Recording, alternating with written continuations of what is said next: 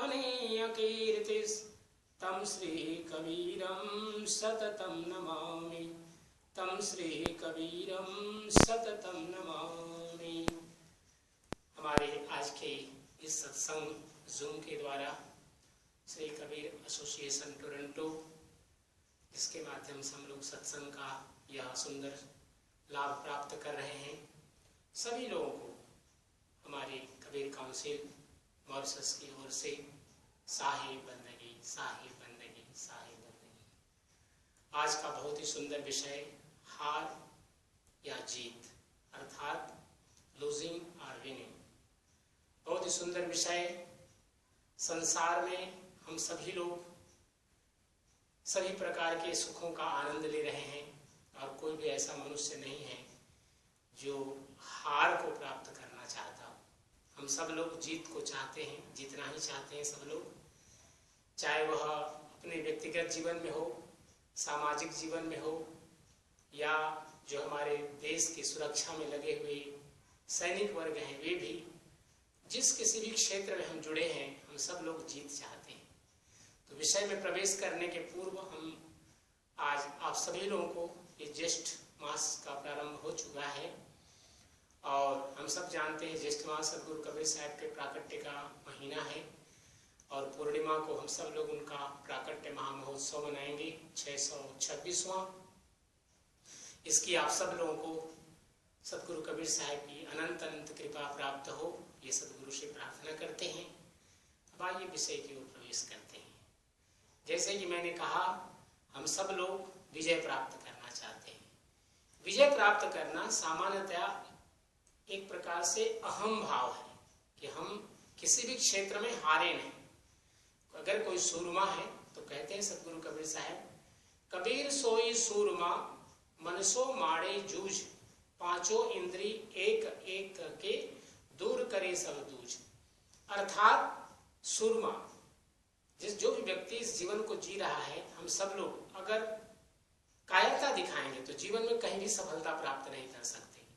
सफलता के लिए आवश्यक है कि हमारे अंदर में वीरता होनी चाहिए, लेकिन यह वीरता सकारात्मक हो। सदगुरु कबीर साहब ने सूरमा का लक्षण बताते हुए कहा कि वही सूरमा है जो अपने पांचों इंद्रियों के जो एक लोभ है, उसके प्रति आसक्ति है, हर एक इंद्रिय के प्रति, उसको समझे और जो दुविधा का भाव है उसको दूर करे। सदगुरु कबीर साहब का एक सुंदर ग्रंथ है जिसमें सदगुरु कबीर साहब के वाणियों का संग्रह, उसका नाम है शब्दावली। शब्दावली में 61वें शब्दावली में सदगुरु कबीर साहब कहते हैं कि राम अर्थात गुरु भजा सो जीता जग में, गुरु भजा सो जीता, हाथ सुबरनी पेट कतरनी, पढ़त भागवत गीता, हृदय शुद्ध किया नहीं बौरे, कहत सुनत दिन बीता। सामाजिक जीवन में वीरता आवश्यक है, क्योंकि अभी बहुत सुंदर बात साहब जी ने कहा कि मन के हारे हार है, मन के जीते जीत, मन ही से प्रबोधे। सदगुरु कबीर साहब की यह साखी, ये जो हम सब लोगों को उपदेश कर रही है, यह साखी कि मन के द्वारा ही व्यक्ति का जीतना और हारना जुड़ा हुआ है। लेकिन जीतना आवश्यक है इसलिए कि जीवन मिला ही जीतने के लिए, हारने के लिए नहीं मिला है। जीवन एक जीवन की धारा ही यह द्योतित कर रही है कि हम सब लोगों को विजय प्राप्त करना है। विजय किस पर प्राप्त करना है? क्योंकि जिस तरह साखी में साहब कबीर कहते हैं कि इंद्रियों के जो सुख के प्रति हमारी आसक्ति होती है, उसके प्रति हमारा विजित होना अर्थात विजयी होना बहुत आवश्यक है, अन्यथा हमारा जीवन व्यर्थ चला जाएगा। लेकिन जब प्रेम के मार्ग में जब हम चलते हैं तो प्रेम के मार्ग में जो हारता है वही जीतता है। सामान्यतया अगर कोई प्रेमी हो और अपनी प्रेसी को प्रेम कर रहा हो, लेकिन प्रेसी मान नहीं रही है, तो प्रेमी जितना अधिक समर्पित होगा अपनी प्रेयसी के प्रति, उतना ही प्रेयसी उसके प्रति आकर्षित होगी और एक दिन वो अपनी प्रेयसी को जीत लेगा। इसी प्रकार प्रेयसी अगर अपने प्रेमी को चाहती है लेकिन प्रेमी उसे पसंद नहीं करता, तो प्रेयसी को चाहिए जितना समर्पित होगी अपने प्रेमी के प्रति, एक दिन प्रेमी का उसे प्रेम प्राप्त होगा और वह विजित हो जाएगी जितना वो अपने आप को समर्पित करेगी। तो यह एक प्रकार का सामाजिक प्रेम है। लेकिन आध्यात्मिक प्रेम का जो भाव है वह है समर्पण, भक्ति। क्योंकि जब तक भक्ति जीवन में नहीं होगी तब तक हम अपने परमात्मा की ओर अग्रसर ही नहीं हो पाएंगे। गुरु के प्रति हम अगर श्रद्धा न करें तो गुरु की भक्ति, गुरु का प्रेम, गुरु का आशीर्वाद हमें प्राप्त नहीं होगा। इसलिए आवश्यक है कि हम गुरु के प्रति हारें, वहां पर हारना ही हमारा विजय होना है, क्योंकि तभी गुरु कृपा प्राप्त होगी जब हम गुरु के प्रति समर्पित होंगे, जब हम गुरु के चरणों की शरणागति प्राप्त करेंगे, तभी हमारी भक्ति पूरित होगी। साहब कबीर जब यहाँ पर कह रहे हैं कि राम भजा सो जीता जग में, गुरु भजा सो जीता, अर्थात जो जीतना है वह हमारा परमात्मा के प्रति जीतना सार्थक है। समाज को जीता तो क्या जीता, क्योंकि धन यौवन सब कुछ यहीं पर रहेगा। सतगुरु कबीर साहब कह रहे हैं कि हाथ सुबरनी पेट कतरनी पढ़त भागवत गीता। हम जितने भी सदग्रंथों का अध्ययन करें और उसको जीवन में न उतारें, केवल हम प्रवचन करें और लोगों को शिक्षा दें, स्वयं उसका पालन न करें तो वह व्यर्थ हो जाएगा। किस प्रकार से? जैसे हृदय शुद्ध किया नहीं, हृदय को शुद्ध नहीं किया और कहते सुनते अर्थात प्रवचन लोगों को उपदेश करते हुए दिन उसका बीत जाता है। आन देव की पूजा किन्हीं गुरु से रहा अतीता, धन यौवन सब यही रहेगा अंत समय चले रीता। अर्थात जो हम अपने जीवन में सोचते हैं कि इस देवी के यहाँ जाएं, उस देवता के यहाँ जाएं, ठीक है, हमें सबका सम्मान करना है, लेकिन सबकी अगर भक्ति करेंगे तो पता चला कि हम किसकी भक्ति कर रहे हैं, हम स्वयं दुविधा में पड़ जाएंगे। लेकिन एक अगर सद्गुरु की भक्ति करते हैं तो व्यक्ति को बार बार अन्यत्र भटकना नहीं पड़ेगा, क्योंकि धन यौवन बहुत ही सामयिक है, अर्थात कम समय के लिए प्राप्त हुआ है। तो यह जो अनमोल समय हमें प्राप्त हुआ है उसका हम सदुपयोग करें कि एक सत्पुरुष परमात्मा सदगुरु की भक्ति करते हुए अपने जीवन को सार्थक बनाएं। बावरिया ने बावर कर डारी, मोह काल सब कीता, कहीं कबीर काल धर कहीं है, जैसे मृग को चीता। क्योंकि संसार में भटकाने वाले लोग बहुत हैं, जिनको हम गुरुडम कहते हैं। गुरुआ लोग बहुत संख्या में हैं और भटकाते हैं हमें। तो सदगुरु अर्थात सदगुरु की जब हमें प्राप्ति हो जाएगी तभी हम सन्मार्ग पर चल पाएंगे, अन्यथा हमें भटकाने वाले संसार के माया मोह में भटकाने वाले लोगों की संख्या बहुत अधिक है। अनेक अनेक प्रकार के कर्म कांड बताएंगे, अनेक अनेक प्रकार की ध्यान की शिक्षा देंगे, लेकिन वो सब भटकाने वाले हैं।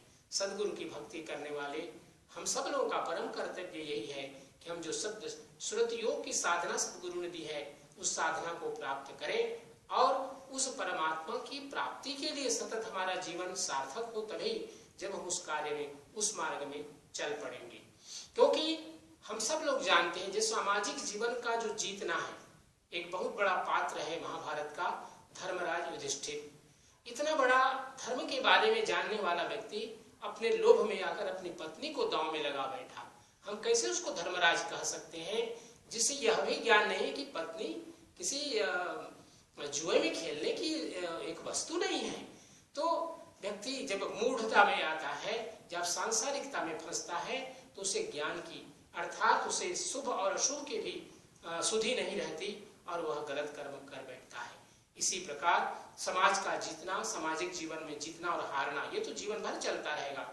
एक व्यक्ति हारता है तो दूसरा जीतता है, बराबर चलता रहेगा। लेकिन उसी का जीतना सार्थक है, उसी का समर्पण सार्थक है जिसके जीवन में भक्ति है, ज्ञान है, वैराग्य है, सद्बुद्धि है, सद्विवेक है, सद्गुरु है, सन्मार्ग है।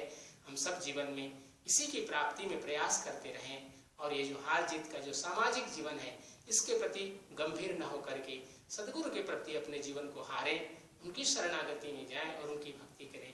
यही जीवन की सार्थकता है। पुनः आप सब लोगों को सदगुरु कबीर साहब के प्राकट्य का यह ज्येष्ठ महीना शुभ हो, मंगलमय हो और सबके लिए शुभ कार्य बने, यह सदगुरु से प्रार्थना करते हुए सभी को पुनः सादर साहेब बंदगी, साहेब बंदगी, साहेब बंदगी। साहेब बंदगी बहुत बहुत धन्यवाद। आपको भी ज्येष्ठ मास के बहुत बहुत शुभकामनाएं हमारी ओर से, हमारी टोरंटो सभी सत्संगियों की ओर से आपको भी बहुत बहुत शुभकामनाएं। Thank you very much for sharing, giving your views on this theme today of Har or Jeet, or Har ya Jeet. So I'm just going to try to explain in brief, summarize in English what Acharya Mahanshi Sarvaswat Das Sahib has just exposed to us. So first of all, he has wished us all a very happy month of Jyesht, which is the month of the appearance of Sant Kabir Sahib, the Purnima of Jyesth, as you all know, is when we commemorate and celebrate the appearance of Sant Kabir Sahib. So in his expose today, Acharya has talked about how everyone wants to be a winner, just like I mentioned in the beginning of our satsang. No one wants to be a loser, everyone wants to be a winner. But what does it mean to be a winner? If we want to be a winner just by virtue of our ego, want to win everything in this world, then it's not the real purpose for which we have come in this world. It is good for everyone to be brave. We have to use our bravery to be able to overcome any obstacles that come in our life so that we be successful. But what kind of success do we need in this life is what we need to understand from a spiritual angle. So Acharya has taken this very well-known bhajan of Ram Bhajaso Jita Jagme, Guru Bhajaso Jita Jagme, where Sant Kabir Sahib is talking about who is the true winner in this world. Who can say that he has won by coming in this world as a human being? Is he who has taken the name of the Lord, has chanted the name of the Lord, has connected himself with the Lord by chanting his name. So he is the one. It's very easy for us to be successful in society, in the social life, but to be successful for the purpose for which we have come in this world is only possible when we are in connection with God. He also took the example of how our mind can lead us astray because we are so much attracted by worldly pleasures that if we give in to our senses, we will not be able to win what we have come to win in this world. So it's important for us to keep our mind under control so that we can make of this life a success. We also talked about how in love we have to be able to give something to be able to obtain something in return. He has taken the example of how to win the heart of our beloved, we have to overcome our ego. If we let our ego win over us, we'll never be able to win the heart of our beloved. So that applies in spirituality as well. How? By surrendering ourselves to the beloved. And here the beloved means the Lord, God. If it's only by surrendering ourselves to the feet of the Lord that we are able to be successful in that love, which Acharya talked about, the spiritual love. So in this world there are many people who call themselves Guru. And in this bhajan also, Sahib is telling us that there are those people who are chanting or reciting from the scriptures, but if they themselves are not putting into practice what the scriptures have taught us, then what is the whole purpose of the scriptures and what the whole purpose of those gurus? Do we need to go to those gurus? Sahib tells us that we have to have the true guru in our life, Sadguru. So winning the world will lead us nowhere. And surrender, which is what Acharya refers to as Samarpan or Atma Samarpan, is what we have to aim at. So surrendering ourselves to the feet of the Guru by purifying our heart, overcoming the ego which always comes in the way, preventing us from making our way to unite with God, is what we need to do. So Kabir Sahib taught us the method of what we call Shabd Surati Yog. Using the Shabad as our vehicle to connect with God is what we have to do. And he took the example of how in the Mahabharata there is a very great example of someone who puts at stake something that he should not, someone that he should not. Why? Because they are not in the right frame of their mind, which means that they are not using the right knowledge that gurus give us. How Yudhishthir put at stake his wife by gambling with Duryodhan and happening to lose his wife in that gamble. So it's only somebody who has not been able to assimilate spiritual knowledge who is going to do that. So it's important for anyone who wants to be a winner to have the true knowledge, spiritual knowledge, to be able to use his discriminative powers, and who is able to devote himself totally, completely to God, then only someone can be a winner in this life.